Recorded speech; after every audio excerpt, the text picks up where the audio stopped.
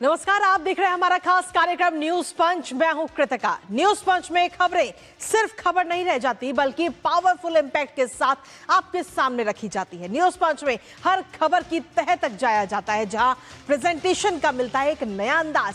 फिर चाहे वो देश हो या दुनिया, राजनीति हो या फिर अर्थव्यवस्था या फिर आम आदमी से जुड़ी खबर से जुड़े हुए हर एक पहलू को पहुंचाने के साथ साथ ग्राउंड पर मौजूद अपने रिपोर्टर्स से जानते हैं खबर से जुड़ा हुआ एक एक अपडेट। तो चलिए शुरुआत करते हैं न्यूज पंच की प्रमुख खबरों के साथ और नजर डालते हैं टॉप लाइंस पर।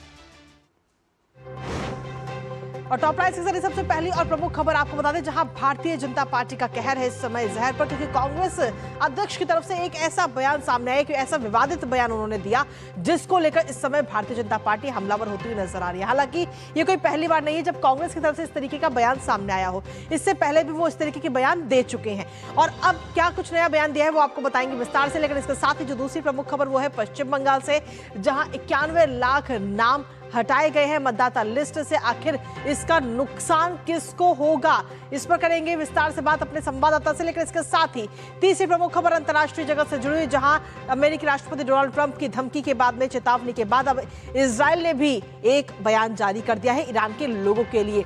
जान प्यारी है तो ये इलाके छोड़ दे, वहां पर ना जाए। अब आखिर ये कौन से इलाके हैं और इजराइल की तरफ से क्या कुछ बयान दिया गया है, बताएंगे विस्तार से आपको इस खबर के बारे में। तो चलिए शुरुआत करते हैं सबसे पहली और प्रमुख खबर के साथ, जहां आपको सबसे पहले बात करेंगे असम की, जहां 9 तारीख को विधानसभा चुनावों के लिए मतदान होना है और आज चुनाव प्रचार का आखिरी दिन है। सभी राजनीतिक दलों ने पूरी ताकत इसमें झोंक दी है, लेकिन इसके साथ ही कांग्रेस अध्यक्ष ने ऐसा बयान दिया जिसको लेकर वो चौतरफा घिर चुके हैं। दरअसल मल्लिकार्जुन खड़गे ने भारतीय जनता पार्टी और आरएसएस पर विवादित बयान दिया, जिससे सियासी घमासान छिड़ गया है। बीजेपी हमलावर है कांग्रेस पर, माफी की मांग कर रही है। बीजेपी का कहना है कि मोहब्बत की दुकान अब एक्सपोज हो चुकी है। हालांकि ये कोई पहली बार नहीं है जब इस तरह का विवादित बयान दिया गया हो कांग्रेस की तरफ से। कांग्रेस ने प्रधानमंत्री मोदी, उनकी मां, बीजेपी, आरएसएस सभी को लेकर के अपशब्द बोले हैं और जिसका नुकसान उन्हें हर बार विधानसभा चुनाव और लोकसभा चुनावों में हुआ भी है। उसके बावजूद बार बार इस तरीके के विवादित बयान दिए जाते हैं। ज्यादा जानकारी लेंगे अपने संवाददाता से, उससे पहले आपको दिखाते हैं मल्लिकार्जुन खड़गे का ये जहरीला बयान। कोई इस जहरीला सांप आपके सामने से गुजर रहा है और आप नमाज भी पढ़ रहे हैं। नमाज तोड़ के उस जहरीली सांप को मारना, ये कुरान में कहा है। और मैं यही कहूंगा, आपका नमाज तोड़ना है तो परवाह नहीं, ये जहरीला सांप है आरएसएस और बीजेपी। इसको अगर आप नहीं मारेंगे, आप कभी बचेंगे नहीं। कांग्रेस अध्यक्ष राहुल के संग में बैठकर फिर से बोले कि बीजेपी और आरएसएस सांप है, उसको मार देना चाहिए। आरएसएस वालों को, बीजेपी वालों को मार देना चाहिए। अरे खड़गे साहब, मन पर चढ़कर देखिए, हजारों की संख्या में 50,000 लोग खड़े हैं।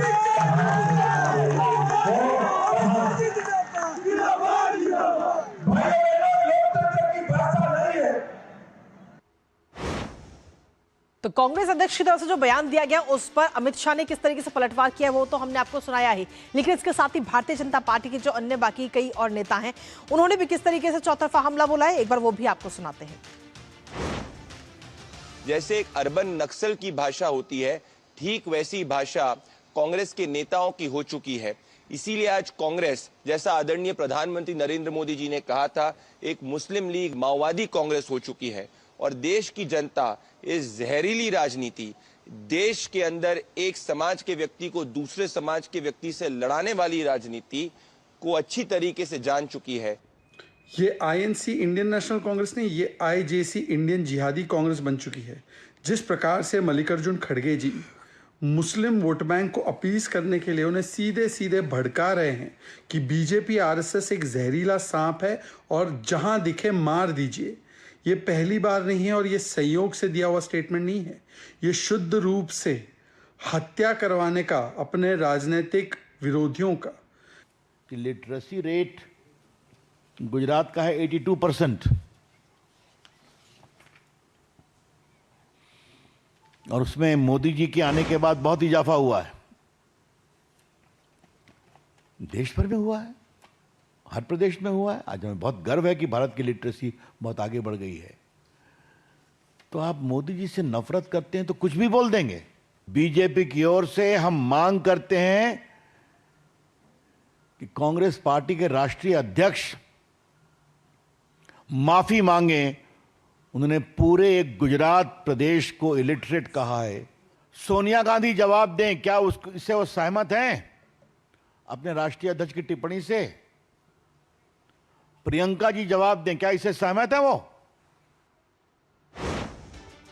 तो दरअसल कांग्रेस अध्यक्ष मल्लिकार्जुन खड़गे ने जिस तरीके का बयान दिया है वो बयान तो बीजेपी आरएसएस को लेकर दिया, लेकिन इससे पहले वो गुजरात पर भी कई सारे बयान दे चुके हैं जिसको लेकर वो इससे पहले ही घिरे हुए हैं। हमारे साथ हमारे सहयोगी अश्वनी मिश्रा इस वक्त जुड़ गए हैं, सीधा उनका रुख करेंगे ताजा अपडेट के लिए। अश्वनी, जब जब विधानसभा चुनाव या लोकसभा चुनाव आते हैं तो कांग्रेस जब प्रचार करने के लिए जमीनी स्तर पर उतरती है तो ऐसे में इस तरीके के विवादित बोल जाती है जिसका नुकसान उन्हें चुनावों में उठाना पड़ता है, लेकिन उसके बावजूद भी कांग्रेस के नेता बाज नहीं आते।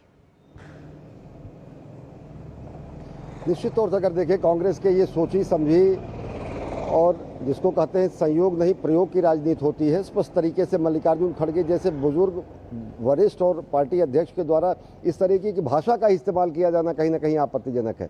इस तरीके की भाषा का इस्तेमाल कहीं किसी परिपक्व राजनीतिक दल से या राजनेता से नहीं अपेक्षा की जाती और मार दो, ये कर दो, वो कर दो, इस तरीके के आक्रामक बयान लगातार मल्लिकार्जुन खड़गे देते हैं। सबसे बड़ी बात, किसी पार्टी की विचारधारा की तुलना आप जिस जहरीले सांप और अन्य चीज़ों से करिए, विचारधारा की तुलना अलग तरीके से करना, लेकिन उसमें मारना, पीटना, हिंसा करना या इस तरीके से आम जनता के ऊपर मनोदशा पर क्या प्रभाव पड़ता है और उसके क्या रिपरकशंस होते हैं, वो चुनाव के दौरान कितने लोग उत्तेजित और उल्लासित होते हैं, तो इसके क्या प्रभाव पड़ते हैं, ये पोलराइजेशन की कोशिश के साथ साथ अव्यवस्था पैदा करने की भी कोशिश होती है कहीं ना कहीं। दूसरा बयान जो उनका है कि केरल में जाकर उन्होंने कहा कि गुजरात अशिक्षित जगह है, वहाँ पर लोग भाजपा को जिता देते हैं। अब से थोड़ी देर पहले पत्थरकांडी की जो रैली थी वहाँ पर केंद्रीय गृह एवं सहकारिता मंत्री अमित शाह ने स्पष्ट तरीके से दोनों चीज़ों पर उन्होंने कहा कि मल्लिकार्जुन खड़गे जी आके किसी मंच पर आकर देखिए 50-50 हज़ार लोगों को कैसे आप मार देंगे, कहाँ आप मार देंगे। और दूसरे, आप ये स्पष्ट करिए कि महात्मा गांधी, सरदार वल्लभ भाई पटेल, प्रधानमंत्री नरेंद्र मोदी, रतन जी टाटा, विक्रम साराभाई, क्या ये अशिक्षित क्षेत्र के हैं? तो स्पष्ट तरीके से समाज में पोलराइजेशन करने की कोशिश राजनीतिक दल करते हैं, वो कहीं ना कहीं कोशिश दिख रही है, समाज बांटने की कोशिश। उत्तर, दक्षिण, पूरब, पश्चिम, गुजरात, उत्तर प्रदेश, पूर्वांचल, मिथिलांचल या फिर उसके बाद तेलंगाना या फिर केरल, शिक्षित अशिक्षित, इन सब चीज़ों की बात करके कहीं ना कहीं कांग्रेस एक सेल्फ गोल करती है। इससे पुराने विधानसभा चुनाव में भी, लोकसभा चुनाव में भी कांग्रेस अपने बयानों के लिए जनता के बीच, जनता ने उस पर जनादेश दिए हैं। इस बार क्या स्थिति पड़ती है, क्या पोलराइजेशन होता है या क्या विपरीत असर पड़ता है, जनादेश स्पष्ट करेगा। बिल्कुल अश्विनी, क्योंकि हम लगातार लोकतंत्र की बात करते हैं, लेकिन लोकतंत्र में क्या ऐसी भाषा को जगह मिलनी चाहिए? देखिए, लोकतंत्र की जो भाषा है, लोकतंत्र में राजनीति की गिरावट तो लगातार हो रही है और हर राजनीतिक दल में हो रही है जी। और इसके पहले भी अगर देखें, कांग्रेस के मीडिया प्रभारी पवन खेड़ा ने जिस तरीके से सनसनीखेज आरोप लगाए, उन आरोपों के बाद जिस तरीके से उत्तर दिया गया हिमंता बिस्वा शर्मा द्वारा FIR के बाद अब उनके घर पर पुलिस पहुंची है और वो घर पर नदारद मिलते हैं। सोशल मीडिया, इवन गुवाहाटी में उन्होंने कहा कि पुलिस गिरफ्तार करना चाहे तो गिरफ्तार कर ले। यहाँ से वो चले गए दिल्ली पुलिस पहुंची है, तो कहाँ चले गए हैं, पुलिस खोज रही है। और सोशल मीडिया पर भी कोई बयान नहीं। कांग्रेस भी इस तरीके के बयान को, गौरव गोगोई ने कहीं भी उनकी बयानों को इस चुनाव में अपने धारदार तरीके से उससे इस्तेमाल नहीं किया है। तो ये घात प्रतिघात है, लेकिन घात प्रतिघात कितना जनता की अदालत में असर डालता है, वोटों में कन्वर्ट होता है, उसका बिल्कुल। और ये आने वाले वक्त में हम देखेंगे भी कि इसका क्या कुछ असर पड़ेगा और कांग्रेस को कितना नुकसान भी इसका कहीं ना कहीं इस बयान का उठाना पड़ता हुआ नजर आ सकता है। फिलहाल बहुत बहुत शुक्रिया अश्विनी, तमाम जानकारी हमारे साथ साझा करने के लिए, इस महत्वपूर्ण खबर से जुड़ी हुई। इसी के साथ अब रुक करते हैं हमारी अगली महत्वपूर्ण खबर का। अगली महत्वपूर्ण खबर पश्चिम बंगाल से, जहां 2 चरणों में विधानसभा के चुनाव होने हैं, जिसको लेकर राजनीतिक पारा भी चढ़ा हुआ है और आरोप प्रत्यारोप का दौर भी जारी है। इसी कड़ी में चुनाव आयोग ने SIR प्रक्रिया के तहत पश्चिम बंगाल में कुल 91 लाख से ज्यादा मतदाताओं के नाम मतदाता सूची से हटा दिए। जिसमें सबसे ज्यादा नाम सीमावर्ती जिले जैसे कूच बिहार है, उत्तर दिनाजपुर है, मालदा है और मुर्शिदाबाद यहां से काटे गए। और ऐसे में अब ममता बनर्जी काफी परेशान भी नजर आ रही हैं। हालांकि जब से एसआईआर की ये प्रक्रिया शुरू हुई है, ममता बनर्जी को तभी से दिक्कत है और इसे रोकने के लिए उन्होंने तमाम कोशिशें कर ली। यहां तक कि अदालत का भी दरवाजा उन्होंने खटखटाया, लेकिन कोई फायदा नहीं हुआ और अब एक बार फिर से वो गंभीर आरोप लगाती हुई नजर आ रही हैं। सबसे पहले आपको सुनाते हैं कि आखिर किस तरह से उन्होंने एक बार फिर से इस प्रक्रिया पर सवाल खड़े किए हैं। বাংলা পাবে না, তাই মনে রাখবে বাংলায় বিজেপি শূন্য করতে হবে, বাংলাকে বিজেপি শূন্য করতে হবে। বাংলা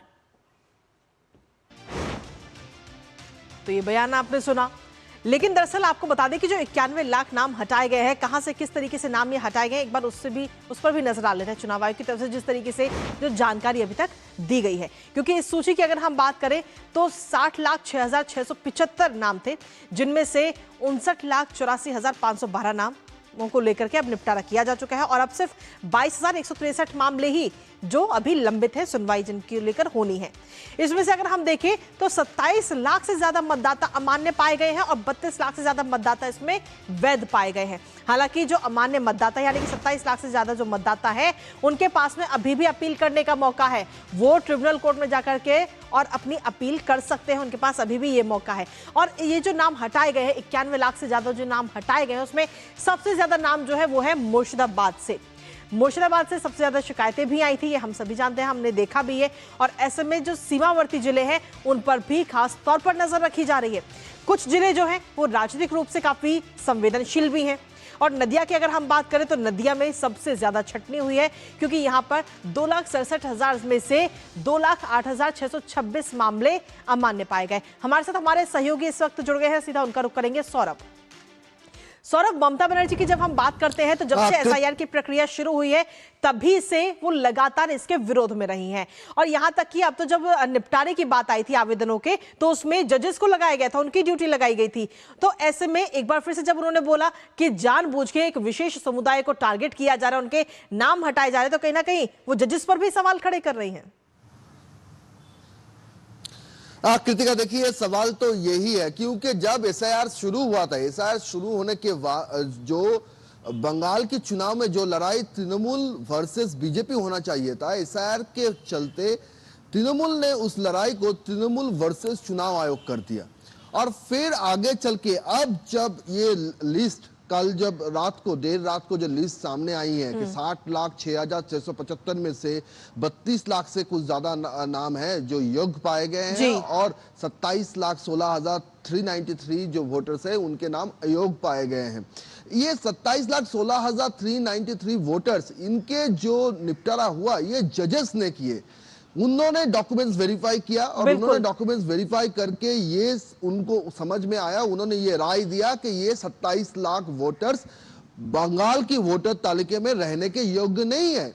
उनके पास ट्राइब्यूनल का ऑप्शन खुला है, लेकिन जुडिशियल प्रोसेस के जजेस है वो जजेस सुप्रीम कोर्ट ने नियुक्त किया था और सुप्रीम कोर्ट ने कहा था कि क्योंकि ममता सरकार को ममता बनर्जी कोर्ट गई थी और उनको चुनाव आयोग पे भरोसा नहीं है, ट्रस्ट डेफिसिट है, इसलिए सुप्रीम कोर्ट ने जजेस को ये भार दिया था, सौंपा था कि आप इसका निपटारा कीजिए क्योंकि ममता सरकार को चुनाव आयोग के ऊपर भरोसा नहीं है। और अब जाके जब जजेस ने, उन 700 जजेस ने दिन रात एक कर छुट्टियां ना लेकर जो काम किए, वो काम करने के बाद जब उन्होंने अपना डिसीजन कल जो सामने आया, उन 27 लाख को लेकर भी अब ममता बनर्जी सवाल उठा रही है कि देख कर संख्यालघु, देख कर एक विशेष समुदाय, देख कर मतुआ, देख कर राजवंशी को काटा गया है। तो वो कहना क्या चाहती है, ये सवाल उठ रहा है कि आप क्या कह रही है कि जजेस ने भी चुन कर एक समुदाय के नाम काट दिए हैं। क्योंकि आज अगर आप ये कहती है तो इसका तो जिम्मेदारी जजेस के ऊपर आता है और सुप्रीम कोर्ट ने साफ कह दिया था कि जजेस की न्यूट्रलिटी में आप क्वेश्चन मत कीजिए, लेकिन वो सवाल उठ रहा है। तो इसी के चलते ये सवाल ये उठ रहा है कि ममता बनर्जी वर्सेस चुनाव आयोग थी, अब तो जो स्थिति तैयार किया जा रहा है चुनावी माहौल में कि अब तो Mamata Banerjee versus judicial system हो जाएगा। ये क्यों नहीं कहा जाएगा जब जुडिशियल सिस्टम, जजेस ने जो सिद्धांत दिया, जो उन्होंने राय दिए, उनको भी मानने से ममता बनर्जी नाराज है, वो खारिज कर रही है और कह रही है कि एक विशेष समुदाय का नाम काटा है। और कहां नाम काटा है? मुर्शिदाबाद, वहां पे 22 सीटें हैं, मालदा 12 सीटें हैं, नदिया 18 सीटें हैं, उत्तर 24 परगना, दक्षिण 24 परगना, कुल मिलाकर 64 सीटें हैं। ये जो सीटें हैं, ये सीटें बांग्लादेश के सटे हुए असेंबली कॉन्स्टिट्यूएंसी से, और उनमें से जो नाम, जो दस्तावेज नहीं दिए पाए 2002 में, जिनका नाम नहीं था, जो कोई भी 13 या 14 जो डॉक्यूमेंट्स था, एक भी नहीं दे पाए, उसके चलते जजेस ने ये डिसीजन लिया है। तो कहीं ना कहीं जाके जजेस पर क्यों सवाल उठाए जा रहे हैं, इस सवाल के घेरे पे अब ममता बनर्जी है। कृतिका, चलिए, बहुत बहुत शुक्रिया सौरभ, तमाम जानकारी और अपडेट्स हमारे साथ साझा करने के लिए, इस महत्वपूर्ण खबर से जुड़ी हुई। और इसके साथ ही अब रुक करते हैं हमारी तीसरी महत्वपूर्ण खबर का। अंतर्राष्ट्रीय जगत से जुड़ी ये महत्वपूर्ण खबर, जहां मिडिल ईस्ट में तनाव इस समय अपने चरम की ओर बढ़ता जा रहा है और आज इस संघर्ष का 39वां दिन है। हालात हर गुजरते घंटे के साथ और ज्यादा खतरनाक होते जा रहे हैं। पहले अमेरिकी राष्ट्रपति ने धमकी दी थी कि ईरान हॉर्मुज स्ट्रेट खोल दे, वरना एक रात में ईरान खत्म हो सकता है, सिर्फ 4 घंटे में पूरा सिस्टम ध्वस्त हो जाएगा। और अब इजराइल की तरफ से सीधे ईरान के लोगों को यह चेतावनी जारी कर दी गई है। दरअसल इजराइल ने ईरान के लोगों से कहा है कि वो ट्रेन का इस्तेमाल ना करें, रेलवे लाइनों के पास ना जाएं। अब ऐसे बयानों के बाद में इतना जरूर साफ है कि आने वाले कुछ घंटों में ही कुछ बड़ा होने की आशंका इस समय जताई जा रही है। ऐसे में सवाल यह भी है कि क्या वाकई कोई बड़ा एक्शन होने जा रहा है? क्या ईरान पूरी तरह से तबाही के दौर में दाखिल हो जाएगा और खाड़ी देशों पर हमले जारी रहेंगे, या फिर सीज फायर का रास्ता खुल पाएगा? जानेंगे अपने सहयोगी से, उससे पहले आपको दिखाते हैं इजरायली सेना की वार्निंग। तो जी हां, यूएस के बाद में अब इजरायली सेना ने यानी कि आईडीएफ ने ये वार्निंग दी है और ईरान में ये लोगों को चेतावनी इस समय दी गई है कि वो ट्रेन का इस्तेमाल ना करें और साथ ही जो रेलवे लाइन्स हैं उनके पास भी वो ना जाएं, वरना उनकी जान खतरे में पड़ सकती है। ये इस वक्त बयान जारी किया गया है सीधे तौर पर सेना, इजरायली सेना की तरफ से। और रात 9 बजे का समय भी बताया गया कि रात 9 बजे तक आप ऐसी जगहों पर जाने से बचे। एक्स पर यह पोस्ट किया गया, सोशल मीडिया प्लेटफॉर्म एक्स पर आईडीएफ ने, इजराइल डिफेंस फोर्स ने यह पोस्ट किया है, जिसमें उन्होंने कहा है कि आपकी सुरक्षा के लिए हम आपसे रिक्वेस्ट करते हैं कि इस समय से लेकर ईरान के समय के हिसाब से रात 9 बजे तक आप पूरे ईरान में ट्रेन का इस्तेमाल करने और उससे यात्रा करने से बचें। ट्रेनों में और रेलवे लाइन के पास आपकी मौजूदगी आपकी जान को खतरे में डाल सकती है। अब ये बयान इजराइल डिफेंस फोर्स की तरफ से सामने आया है। और हालांकि इससे पहले अगर हम देखें तो अमेरिकी राष्ट्रपति डोनाल्ड ट्रंप इससे पहले ही चेतावनी भी दे चुके हैं और कहा है कि एक रात और सब कुछ खाक। जी हां, क्योंकि डेडलाइन की अगर हम बात करें तो डेडलाइन भी अब धीरे धीरे नजदीक आ रही है। ट्रंप ने जो डेडलाइन दी थी और इसके साथ ही ये कहा था कि एक रात में सब खत्म हो जाएगा, सब तबाह हो जाएगा, ईरान का हर पुल ध्वस्त हो जाएगा, हर बिजली संयंत्र बंद हो जाएगा और सिर्फ 4 घंटे के भीतर सब कुछ खत्म हो जाएगा। ये बयान दिया गया था अमेरिकी राष्ट्रपति डोनाल्ड ट्रंप की तरफ से। हालांकि हर किसी की नजर अब इस डेडलाइन पर लगातार बनी हुई, क्योंकि तबाही की जो टिक टिक है वो इस वक्त हम सभी को सुनाई दे रही है। क्योंकि सीधे तौर पर अगर हम अमेरिका समय के हिसाब से देखें तो रात 8 बजे का ये डेडलाइन दी गई है। ईरान के समय के हिसाब से देखें तो सुबह 3:30 बजे और भारत के समय के हिसाब से देखें तो कल सुबह 5:30 बजे। तो किस तरीके से तबाही की टिक टिक इस समय पूरी दुनिया को दिखाई दे रही है। हर किसी की नजर इस समय इस पूरी डेडलाइन पर बनी हुई है। हमारे साथ हमारे सहयोगी दीपक रावत जुड़ गए हैं, सीधा उनका रुख करेंगे ताजा अपडेट के लिए। दीपक, घड़ी की टिक टिक हर किसी को सुनाई दे रही है क्योंकि डेडलाइन अब धीरे धीरे नजदीक आ रही है और ईरान लेकिन अपनी बातों पर अड़ा हुआ है कि वो हमले बंद नहीं करेगा और वो अंतिम दौर तक लड़ता रहेगा। वहीं अमेरिकी राष्ट्रपति डोनाल्ड ट्रंप ने इससे पहले धमकी दी थी। इजराइल की तरफ से भी अब एक बयान सामने आ चुका है। इजरायली सेना ने कहा है कि जो वहां के लोग हैं वो ट्रेनों पर जाने से बचें।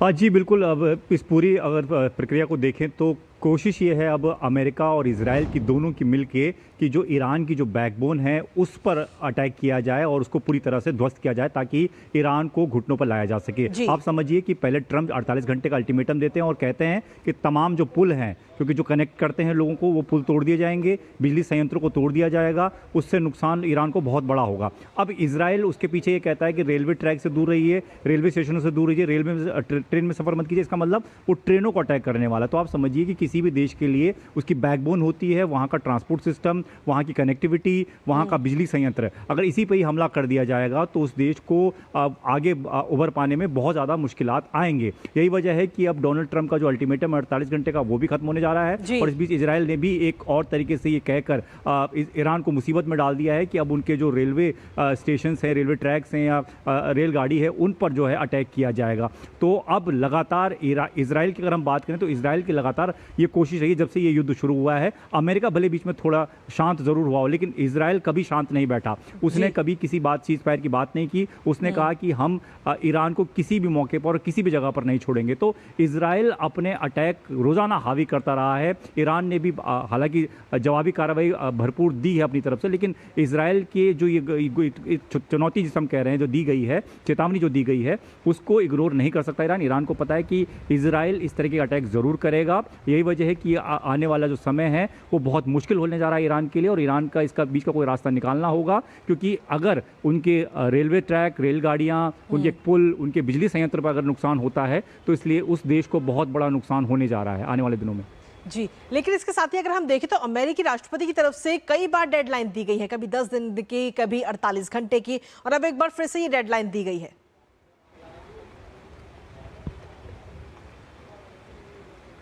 जी देखिए, डोनाल्ड ट्रंप के जो लगातार बयान आए हैं उन बयानों को आप समझिए तो उन बयानों में दिखता है कि डोनाल्ड ट्रंप किस तरीके से परेशान हो चुके हैं इस युद्ध के लंबे खिंचने से। वो बार बार यही बात कहते हैं कि हम लगातार बातचीत करने की कोशिश कर रहे हैं। हालांकि वो बात करते हैं, सीज फायर की भी बात करी थी, लेकिन वो बातचीत बनी नहीं क्योंकि उनके बयानों से ही खुद साफ हो जाता है। यही वजह है कि अब वो बहुत अग्रेसिवली इस चीज़ को आगे बढ़ाना चाहते हैं। उनके बयानों ने जिस तरीके से अभी 1-2 दिन पहले बयान आया कि नरक में भेज देंगे, इस तरह के तमाम बयान जो उन्होंने कहे हैं उससे साफ झलकता है कि डोनाल्ड ट्रंप अब बहुत अग्रेसिवली इस चीज़ों को आगे बढ़ाना चाहते हैं। वो चाहते हैं कि ईरान जल्द से जल्द घुटने टेके उनके सामने और इसके लिए जो भी बड़ी चीज़ें होंगी वो करेंगे। आप पहले देखिए, जब पहले की जो अटैक पॉलिसी थी ईरान अमेरिका की ईरान पर, उसमें वो उन जगहों पर अटैक नहीं करते थे जिससे कि लोगों को नुकसान हो, देश को बहुत बड़ा नुकसान हो। उनको एक तरह चेतावनी के तौर पर अटैक किया जाता। लेकिन आप देखिए सीधी मार जो है उन चीज़ों पर कर रहे हैं जिससे कि इस देश को बहुत बड़ा नुकसान हो, उस देश के लोगों को नुकसान हो और वो देश जल्द से जल्द घुटनों पर आ सके। तो लगातार ये चीज़ें अब हो रही हैं। ऐसे में इजराइल को भी मौका मिल गया है कि वो ईरान पर बड़ा अटैक कर सके और डोनाल्ड ट्रंप की चेतावनी के बाद से इजराइल ने भी इस तरह की धमकी दे दी कि वो रेलवे ट्रैक को नुकसान करेगा, रेलवे को नुकसान करेगा। लोग अगर अपने आप को बचा सके तो बचा सकते हैं। चलिए, बहुत बहुत शुक्रिया दीपक, तमाम जानकारी और अपडेट्स हमारे साथ साझा करने के लिए, इस महत्वपूर्ण खबर से जुड़ी हुई। तो सीधे तौर पर यह कहा जा सकता है कि इस समय हर किसी की नजर है इस डेडलाइन पर जो अमेरिकी राष्ट्रपति डोनाल्ड ट्रंप ने ईरान को दी है।